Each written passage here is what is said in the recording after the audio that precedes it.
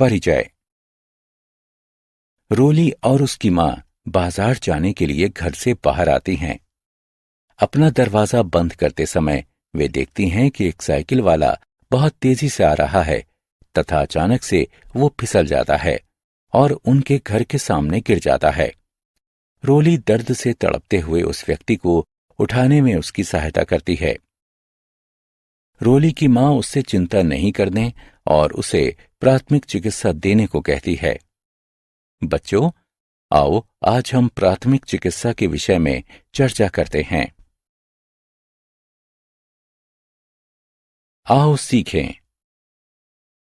विभिन्न प्रकार की चोटों में दी जाने वाली प्राथमिक चिकित्साओं का वर्णन करना, विभिन्न दुर्घटनाओं से बचने के लिए सुरक्षा के तरीकों का वर्णन करना, निम्न के दौरान और बाद में सुरक्षा के तरीकों की सूची बनाना। मामूली कटने या गिरने पर प्राथमिक चिकित्सा। शाम के समय राम बगीचे में खेल रहा था। उसने और उसके दोस्तों ने दौड़ लगाने का निश्चय किया। राम और उसके दोस्त एक रेखा खींचकर खड़े हो गए और सीटी बजने पर दौड़ना शुरू किया।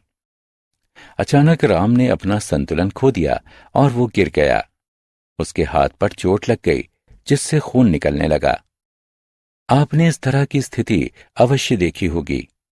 अगर आप हल्का सा कट जाते हैं तो चिंता करने की कोई बात नहीं। हल्का सा कट जाने पर खून निकलना अपने आप ही बंद हो जाता है। अगर ऐसा नहीं होता है तो घाव को साफ रुई या तौलिए से तब तक दबा कर रखें जब तक कि खून निकलना बंद नहीं हो जाता है। गुनगुने पानी में डिटॉल या सेवलॉन की कुछ बूंदें डालकर घाव को साफ करें। घाव वाले भाग को पूरी तरह से सूखने दें। घाव पर जीवाणुनाशक क्रीम लगाएं और पट्टी बांधें। नाक से खून बहने पर प्राथमिक चिकित्सा। नाक से खून बहना प्रायः बच्चों में होता है, लेकिन कभी कभी ये वयस्कों में भी होता है। नाक से खून बहने पर आरामदायक अवस्था में थोड़ा सा आगे की तरफ झुककर बैठें। नाक के नीचे के मुलायम भाग को 10 मिनट तक दबा कर रखें। ठंडे गीले कपड़े को नाक के नथनों यानी छेदों पर रखें। एक बार जब खून बहना बंद हो जाए तो 24 घंटे तक नाक को न रगड़ें। यदि खून बहना बंद नहीं होता है तो डॉक्टर को बुलाएं। हड्डियों की चोट के लिए प्राथमिक चिकित्सा। रोहन सुबह की सैर के लिए गया था। वो असमतल जमीन पर फिसल गया और उसके पैर में मोच आ गई। मोच, हड्डी टूटने आदि में तुरंत उपचार करना आवश्यक होता है। इस तरह की चोटों में घायल भाग को चलाना नहीं चाहिए। इस तरह की चोटों में बाद में और अधिक चोट लगने से बचाने के लिए खपच्चियों या मुड़े हुए अखबारों का प्रयोग करें। चोट वाले स्थान पर ठंडे पैकेटों या कपड़े में बंधे हुए बर्फ के टुकड़ों को लगाएं। जब तक चिकित्सीय सहायता न मिले तब तक घायल व्यक्ति को लिटाए रखें या आराम से बिठाएं। मोच लगने पर राइस एक त्वरित उपचार है। राइस में आर का तात्पर्य रेस्ट यानी आराम से है, अर्थात शरीर के चोट वाले भाग को आराम देना। आई का तात्पर्य आइस यानी बर्फ से है, अर्थात चोट वाले भाग पर बर्फ या ठंडे पानी को लगाएं।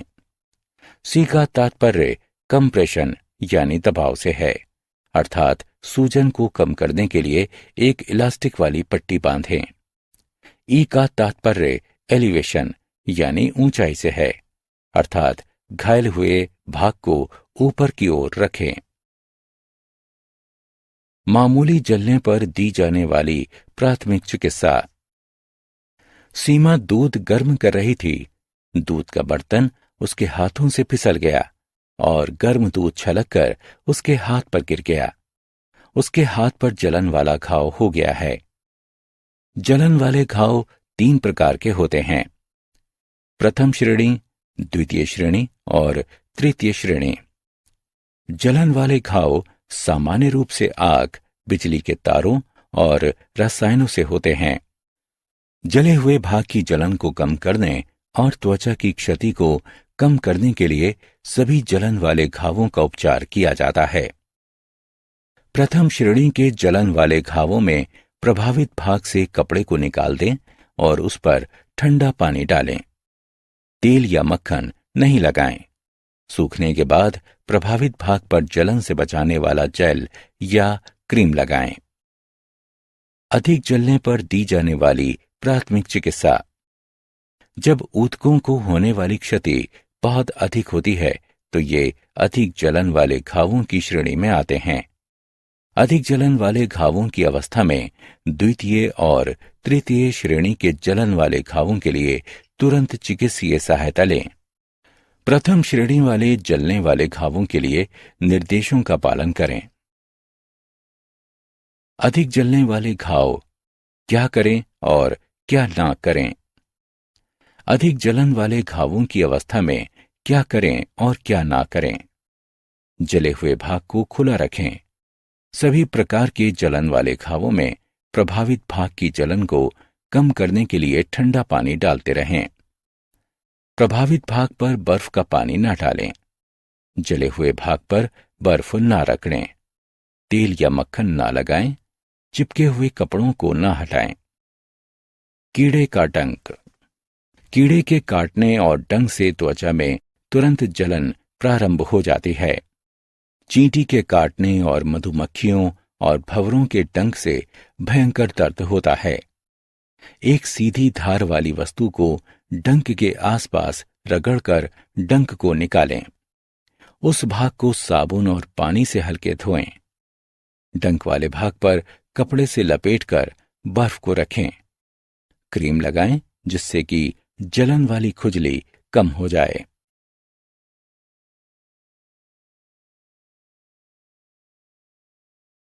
जानवर के काटने पर दी जाने वाली प्राथमिक चिकित्सा। जब जानवरों को उकसाया जाता है या वे खतरे में होते हैं तब वे हमला कर देते हैं।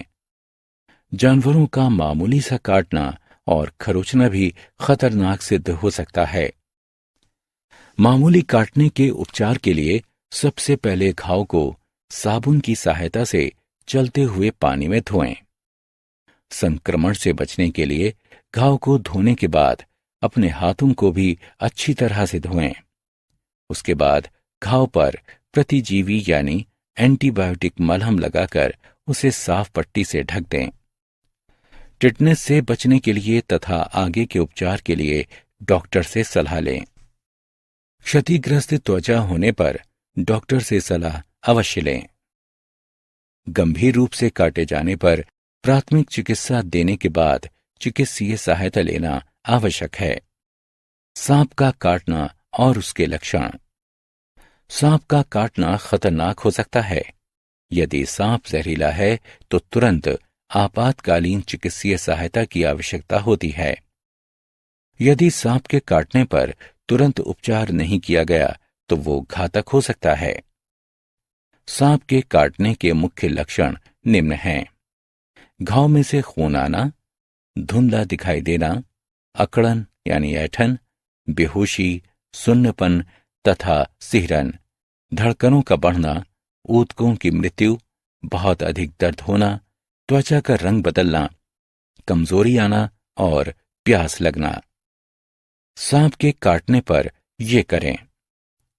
व्यक्ति को शांति दें और जहर के बहाव को कम करने के लिए प्रभावित भाग को सुन्ने के स्तर से नीचे रखें। अंगूठियों और अन्य कसने वाली वस्तुओं को निकाल दें क्योंकि वो भाग सूज सकता है। ये नहीं करें। व्यक्ति को अधिक जोर न लगाने दें। उस भाग को ना खुरचें।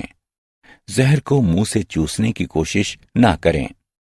डॉक्टर की सलाह के बिना कोई भी दवा ना दें। काटे हुए भाग के स्तर को व्यक्ति के हृदय से ऊपर ना उठाएं। डूबने के लिए प्राथमिक चिकित्सा। जब कोई पानी में तैर नहीं पाता है या घुटन महसूस करता है तो वो डूब जाता है। बचाने के बाद किसी डूबते हुए व्यक्ति को पुनर्जीवित करना उतना ही महत्वपूर्ण है जितना कि किसी की जिंदगी बचाना। आपातकालीन चिकित्सीय सहायता के लिए कॉल करें।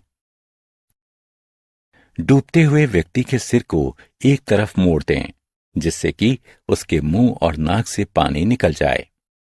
कुछ मिनट के बाद सिर को फिर से बीच में कर दें। अपने मुंह से घायल व्यक्ति के मुंह में 4 बार जोर से सांस दें, जैसे कि आप उसको और उसकी नाक को दबाते हैं। इस प्रकार वायु सांस के रास्ते और फेफड़ों में भरे हुए पानी को निकाल देती है। 4 तेज सांस देने के बाद अपने कान को उसके मुंह के पास ले जाएं और सांस की किसी हलचल को जानने के लिए उसकी छाती को देखें। व्यक्ति जीवित है या नहीं, इसके लिए उसकी नाड़ी को देखें। जब तक व्यक्ति सांस लेना शुरू नहीं कर देता या कोई चिकित्सीय सहायता उसके पास नहीं पहुंचती है, तब तक फिर से उस व्यक्ति को हर 1 मिनट के बाद मुंह से मुंह में सांस दें। भूकंप के दौरान और भूकंप के बाद की सुरक्षा। भूकंप के दौरान सुरक्षा। यदि आप अपने घर के अंदर हैं तो पढ़ाई वाली डेस्क या मेज के नीचे छिप जाएं या फिर कमरे के किनारों में खड़े हो जाएं। बाहरी दीवारों और खिड़कियों, बड़े फर्नीचरों और लटकने वाले चित्रों या शीशों के पास खड़े ना हों। यदि आप रसोई घर में हैं तो शरण लेने से पहले स्टोव को बंद कर दें। बिजली के मुख्य स्विच को बंद कर दें। यदि आप घर से बाहर हैं तो ऐसे खुले स्थान पर चले जाएं जो कि इमारतों और बिजली की लाइनों से दूर हों। यदि आप गाड़ी चला रहे हैं तो बिजली की लाइनों, बिजली के खंभों, पेड़ों के नीचे या उनके पास गाड़ी ना रोकें जब तक भूकंप चला नहीं जाता, जब तक आप अपनी गाड़ी में ही रहें। भूकंप के बाद ये सुनिश्चित कर लें कि सभी सुरक्षित हैं या नहीं। यदि उस स्थान पर आपातकालीन सहायता की आवश्यकता हो तो कॉल करें। सुरक्षा के लिए तुरंत ही अपने स्थान की जांच करें। बिजली के स्विच और उपकरणों को तब तक चालू ना करें जब तक कि आप ये सुनिश्चित ना कर लें कि वे सही तरह से काम कर रहे हैं। नीचे गिरी हुई बिजली की लाइनों से दूर रहें और जमीन पर गिरे हुए तारों, खंभों पर लटके हुए तारों या उनसे छूने वाली वस्तुओं को भी ना छुएं। गिरे हुए तारों में करंट हो सकता है, जिन्हें छूने पर झटका या चोट लग सकती है या फिर मृत्यु भी हो सकती है। बाढ़ के दौरान और बाढ़ के बाद की सुरक्षा। आपातकालीन सामग्री को अपने साथ रखें। बाढ़ की स्थिति के लिए रेडियो या टेलीविजन सुनकर सूचना प्राप्त करें। क्षेत्र के विभिन्न रास्तों से निकलने के लिए निर्देशों का पालन करें। अपनी और अपने परिवार की सुरक्षा के लिए प्राधिकरण द्वारा दिए गए निकासी संबंधी निर्देशों को नजरअंदाज न करें। यदि समय हो तो बिजली के उपकरणों को बंद कर दें। गैस, बिजली और पानी की मुख्य सप्लाई को भी बंद कर दें। यदि आप गीले हों या पानी में खड़े हों तो बिजली के उपकरणों को ना छुएं। बाढ़ के पानी का प्रयोग करने से बचें, क्योंकि वो कच्चा मलमूत्र, हानिकारक जीवाणु या टूटी हुई बिजली लाइनों से निकलने वाला विद्युत प्रवाह से युक्त हो सकता है।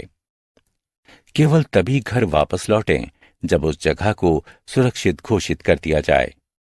जूते और दस्ताने पहनकर घर को साफ करें।